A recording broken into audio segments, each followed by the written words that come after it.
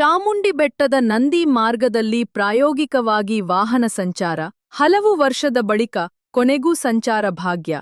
ಮೈಸೂರಿನ ಬ್ಯಾಕ್ಡ್ರಾಪ್ನಲ್ಲಿ ಫೋಟೋ ತೆಗೆಸಿಕೊಳ್ಳುತ್ತಿರುವ ಜನರು. 20% ತಡೆಗೋಡೆ ಕಾಮಗಾರಿ, ಡಾಂಬರೀಕರಣ ಮಾತ್ರ ಬಾಕಿ. ಅಂಚೆ ಕಚೇರಿಗಳಲ್ಲಿ ಕನ್ನಡ ಬಳಕೆಗೆ ಆಗ್ರಹಿಸಿ ಕರ್ನಾಟಕ ಸೇನಾಪಡೆ ಪ್ರತಿಭಟನೆ.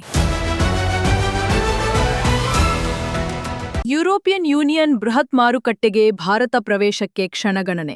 ಐಷಾರಾಮಿ ಕಾರುಗಳು, ಮದ್ಯ, ಔಷಧ, ಎಲೆಕ್ಟ್ರಾನಿಕ್, ಯಂತ್ರೋಪಕರಣ, ಉಕ್ಕು, ರಾಸಾಯನಿಕ ಪದಾರ್ಥ.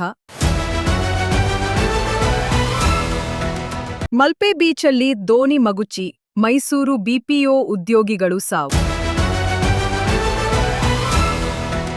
ಸೈಬರ್ ವಂಚಕರು ವಾಟ್ಸಪ್ ಕರೆ ಮೂಲಕ ಹೂಡಿದ ಡಿಜಿಟಲ್ ಅರೆಸ್ಟ್ ಕುತಂತ್ರಕ್ಕೆ ಬಲಿಯಾಗಿ ವಿವೇಕಾನಂದ ನಗರದ ಹಿರಿಯ ನಾಗರಿಕ ದಂಪತಿ 1,50,00,000 ರೂಪಾಯಿ ಕಳೆದುಕೊಂಡಿರುವ ಸಂಬಂಧ ನಗರದ ಸೆನ್ ಅಪರಾಧ ಪೊಲೀಸ್ ಠಾಣೆಯಲ್ಲಿ ಪ್ರಕರಣ ದಾಖಲಾಗಿದೆ.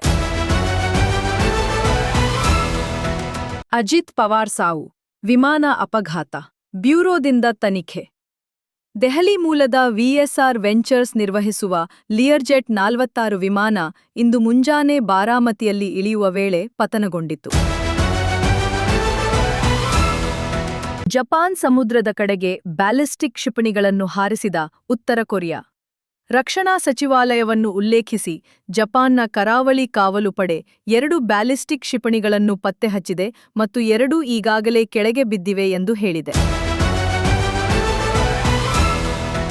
ಆಸ್ಟ್ರೇಲಿಯನ್ ಓಪನ್ನಲ್ಲಿ 100ನೇ ಗೆಲುವು ಸಾಧಿಸುವ ಮೂಲಕ ಇತಿಹಾಸ ನಿರ್ಮಿಸಿದ ನೊವಾಕ್ ಜೊಕೋವಿಕ್. ಗಿಲ್ಲಿ ನಟ ಅಭಿಮಾನಿಗಳಿಂದ ಜೀವ ಬೆದರಿಕೆ, 1 ಕೋಟಿ ರೂಪಾಯಿ ಮಾನನಷ್ಟ ಮೊಕದ್ದಮೆ, 8 ಮಂದಿ ಬಂಧನ, ಡಾಗ್ ಸತೀಶ್ ಆರೋಪ.